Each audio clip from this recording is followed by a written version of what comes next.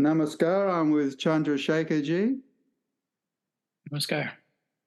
So tell us how you got involved with the Nanda Marga. Why did you get initiated? I was thinking back, it was in my sophomore year of college.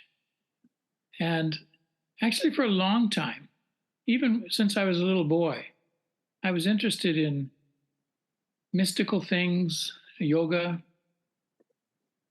When I was 4 years old, I looked up in the night sky and had a feeling, a very clear feeling, that in this universe, I had a very dear friend, a great friend. And many years later, when I went to a talk on yoga at my college, I later stayed around and asked to get initiated. I was interested in learning meditation. And when the Acharya, it was family Acharya, Dada Raghav Prasad. What year? When he gave me Nama Mantra. Pardon? What year was this? Oh, 1971. Mm-hmm. In January of 71. And he described the meditation and everything, and it brought me back to the time when I was a little boy. The description and circumstances were very vivid. And so I felt like that somehow there'd been a connection ever since I was a little child, although now it was becoming more formal. Later on in April of that same year, I received first lesson from my Acharya, Dada Yatishwarananda, and it was a similar thing. It brought me back to the time when I was just a little boy and felt the presence of a great friend, and that I would somehow always be cared for by this great friend. So that was a lovely start, for sure. What happened after that? After the initiation? Well, there were several years of meditating with friends in the Boston area, in the U.S. And after I graduated, eventually I did some work for Ananda Marga, some relief work at first, but then pretty early on, I got involved in work associated with Baba's defense, providing, making sure that justice was provided to Baba, who was being persecuted by the Indian government at that time in the mid-70s. And so I got involved in that, and that's how I eventually saw Baba for the first time, which was in jail in Patna. I'll tell a little bit more about the Baba's defense things later, perhaps. Yeah. But I got to see Baba. It was an interesting day because there were large demonstrations by communists in the city of Patna at that time. And there was a hearing going on in Baba's case. The only reason I was able to get in is because I was with Baba's lawyers, and they helped me get into the prison compound where a small courtroom was in session. And after the court hearing, I was able to go and see Baba. I only remember bits and pieces of it. It's hard to remember all that would happen. This is almost 50 years ago, but I remember going to Baba's cell, and while I was outside of the cell, seeing little birds flitting in. There were openings around the top of the cell, and these little birds would be flying in and sitting in the opening, and then they would fly away. And I thought, what lucky little birds to be able to do this whenever they wanted. Yes, exactly. It was very sweet. The things that I remember from the time of seeing him, I had been asked by Dada Pranavananda, the Central Office Secretary, to get posting orders for 7 didis who had been waiting around for a long time. So I'd written it down, and I was going to bring it in and write down the things. But the jailers took away the pen and pencil. So I remembered who the didis were, but I thought, well, I'll just kind of try to keep them in order. And so I asked Baba at some point if he could give posting orders, and he'd say, okay, tell me who they are. So I would give one didi's name, and then Baba would very quickly, in a sort of an abbreviated form, give their posting and where they were supposed to go. And it was hard to keep up with what the abbreviations were. And so by the end of the time, I had these 7 postings, and eventually went back and told Dada Pranavananda, but I'm not sure that those 7 didis ever got to the place that they were actually supposed to go, because it was so hard to remember everything. But beyond that, the thing that was most stuck with me from that time was that somehow Baba was saying something, and then I was saying something. He stopped and closed his eyes and was quiet. And I knew that I should stop and be quiet. And at that moment, I said my Guru mantra. And as soon as I said it, his eyes were closed, but as soon as I said it, a big smile came on his face. And it just felt like wherever Baba is, that's where I want to be. He was with, that was where Paramapurusha was, inside Baba. And it was a very touching moment. Later on, he talked about how he was being mistreated by the Indian officials. He said they're not bad people. He said Indira Gandhi's not a bad person, but what they're doing is a bad thing, which is why he had to protest against them.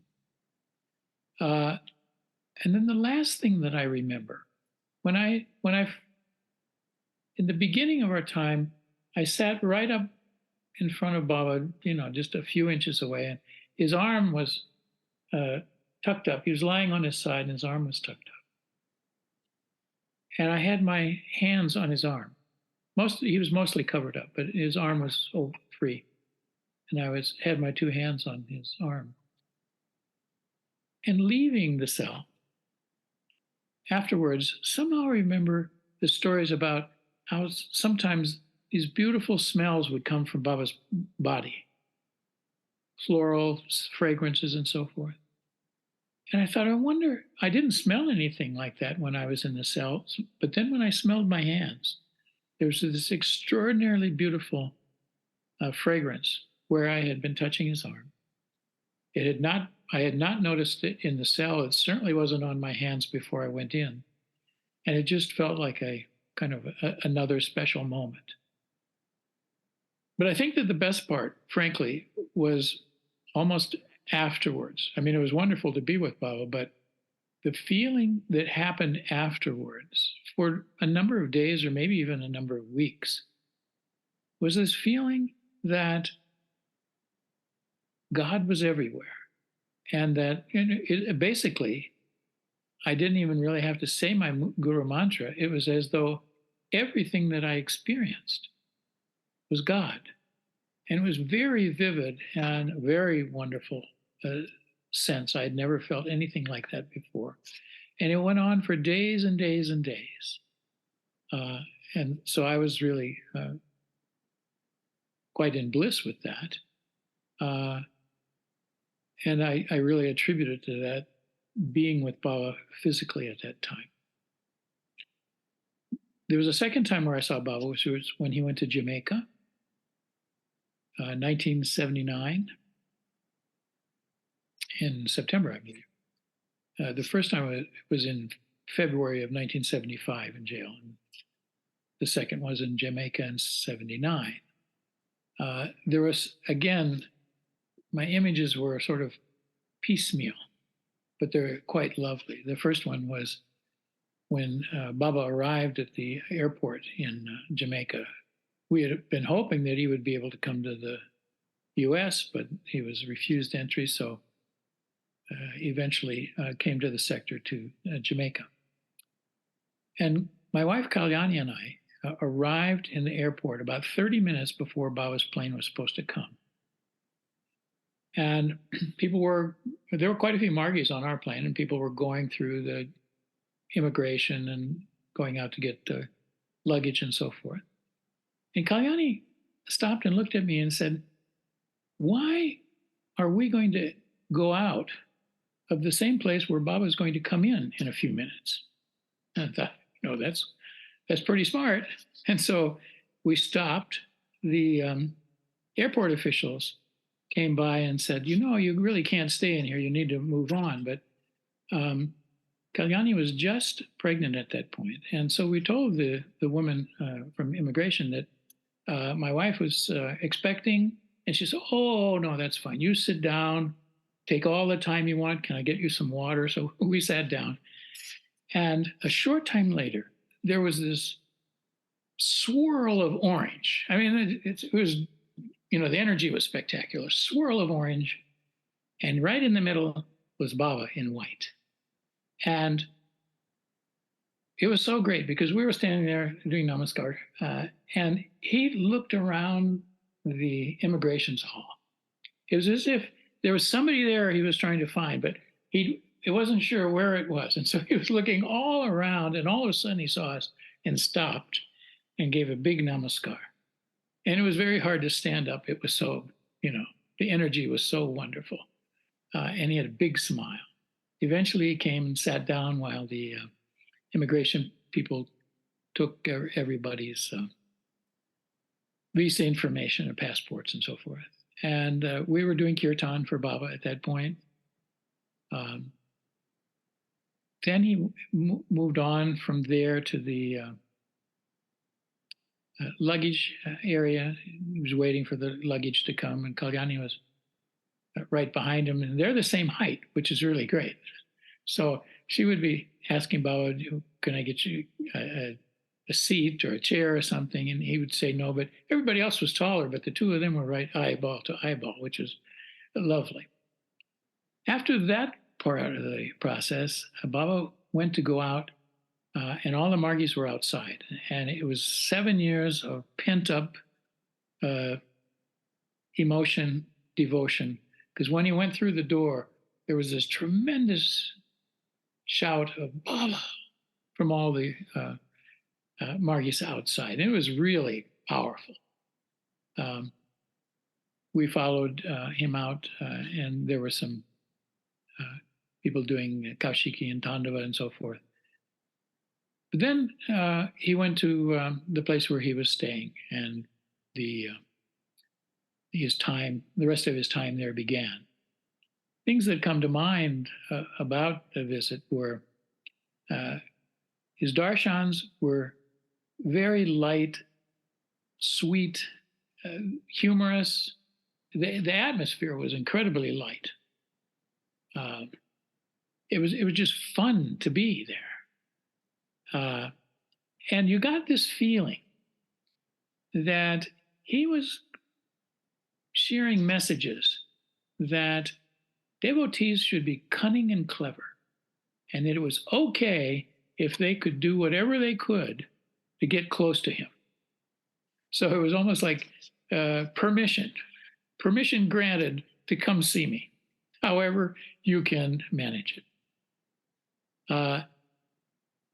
One of the first, I got to go on 2 field walks, but the one that was most memorable for me was kind of related to that permission granted to be cunning and clever.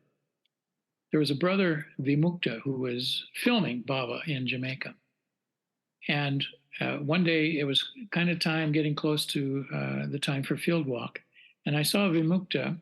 He had his camera and his camera bag with him with his film and so forth. So I walked over to him and I said, "I'll carry your film." And it wasn't really asking. It was just like, "I'm going to carry your film, and let's just be happy with that outcome." And so he was fine with it.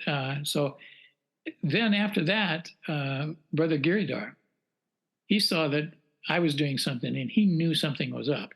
And so he came rushing over and in effect became involved in helping out with the filming process. And then there was Shanti Prema, another sister, came. And so we were all jammed in this car going on the field walk with Baba. And it was a field walk to a garden in a nearby college. Very beautiful garden, lovely field walk. There was maybe a dozen people or so. Dada Ramananda and others were along for the field walk. And the thing I remember most from that is that Baba stopped at this one plant, which he thought was very pretty. And he said, "What is this plant?" And there was one didi from the Philippines who knew what the flower was. She said, "Baba, that's, whatever, Queen Anne's lace or some kind of flower." And Baba said, "Didi is so smart. Baba didn't know what the flower was, but Didi knew what the flower was." And she was beaming, and she was, in ecstasy. It was just a gorgeous moment on that field walk. The other thing that was special for me anyway, two things. One, I had personal contact, which was short but very lovely. I went in and did Sastang Pranam, and Baba called me close, asked my name and my acharya. And then he said, Chandrashekar, atoms are very small, yet they contain tremendous energy. You're very small, but you can have tremendous energy also. And then after that, he put his hand on my head, and it was so wonderful. I mean, it was a blessing. He said a mantra, and it felt like my whole Sahasrara chakra opened up, like there was a fountain of energy coming out from the top. It was a very beautiful experience. The other thing that I remembered from the time was, from the time when I saw Baba in jail, I wanted to hear Baba say the words Parama Purusha, because I thought, if anybody can say Parama Purusha and know what that means, he can. And so that's just inside, I wanted to hear him say that. So anyway, the DMC discourse was entitled Parama Purusha the Great. So Baba is talking all during the DMC about Parama Purusha, and I'm hearing it over and over again. And afterwards, Dadaji Jagadishwarananda asked me to do a duty, and that was to transcribe the DMC lecture. So all that night, even after the actual DMC, I got to listen to the tape of Baba saying Parama Purusha over and over and over again, and I was, completely blissed out. So Baba took care of that particular desire in a very nice way. So those were the times that I saw Baba. The two stories. One was with the jail superintendent, and the other was with the jail doctor. I think it was the jail superintendent. One night came by Baba's cell, and he couldn't find Baba. And so this was very perplexing, and all of a sudden, Baba was back in the cell. So Baba was not in the cell when he looked first. Baba was back in the cell, and back in the cell meditating. And the jailer said, "Where were you, Baba?" And Baba scolded him, saying, "Shh, you shouldn't disturb me when I'm meditating." The other one was the jail doctor coming, and I think when he saw Baba, Baba was actually levitating in the cell, meditating. And he let out some kind of exclamation, the doctor did. And once again, Baba said that you shouldn't disturb me when I'm meditating. I don't remember them precisely, but those are sort of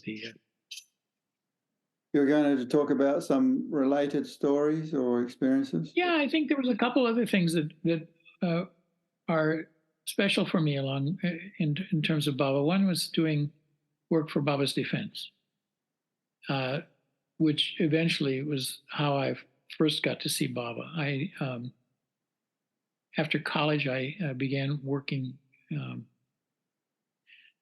on Baba's defense work in the U.S., which involved contacting different politicians and human rights groups and so forth. And I eventually got a chance to go to England and eventually go to India with the British barrister William Wells, who wrote a report about Baba's treatment in jail and the case against him, which was pretty heady stuff for 23-year-old kid going to India with a Queen's Council and all this business. But it was very good, and I got to meet Dadaji Ramananda and Dada Raghunath and other Margis there. So it was an inspiring time, although at that time I did not get to see Baba. It was a second trip to India where I actually was able to go to Patna and meet with him. The other thing was working with a Canadian lawyer named Claude Armand Shepard, who actually attended Baba's trial and wrote a report with respect to the trial and also testified. He and I testified before the United States Congress about it. And I think that these things, helped in efforts to try to obtain justice for Baba, but there are clearly many more things that were involved. And the other thing was that maybe in the 1980s, it had been a long time since I'd seen Baba, and I wanted to be able to talk to Baba about what I could do in my life. And it was kind of unrealistic because it was very difficult to go and see Baba by yourself and talk to him about something like that. Yet on the day of Baba's Mahaprayan, in the United States, it was probably 3 or 4 in the morning, and it would probably have been about maybe 1 or 2 in the afternoon. So it was before Baba left his body. But I had a very vivid sense. It was somewhere between a dreaming and awake state. But I had a very vivid sense of Baba being present and saying, you should write a constitution for the world based on my ideas. I woke up and, I remembered it, but it was kind of like I had never thought of doing something like that. I did have a legal background, but it wasn't something that had come to my mind. And it was like, wow, that's very interesting. And later that afternoon, we had heard in a call from our sectorial office here that Baba had left his body. And so it felt like a very profound way in which Baba gave a gift to me of helping me find something in my life to do. Recently, the document has been published, a proposal for a world constitution based on the works of Sri P.R. Sarkar. But what was nice during the last probably 6 months of the writing process was getting feedback from Margis around the world. Probably more than 40 people helped out, definitely improved the effort. But even more so, I had time after time a feeling of, you should check this, or you should go there. What about this? And it was just like Baba was telling me, here's how to finish this. He was giving me very, and I didn't hear him, I didn't see him, but it was clearly I was being guided in finishing this work that he had told me to begin many years earlier. And so even to this day, I feel that close presence of the great friend who guides and takes care of us. And those are my stories. That's a lovely way to end, I think, unless you've got something more you want to say. No, I think that's, that brings it up to date. Very good. Well, thank you very much, Chandrashekar ji. It was lovely to talk. Well, thank you, and very nice to meet you.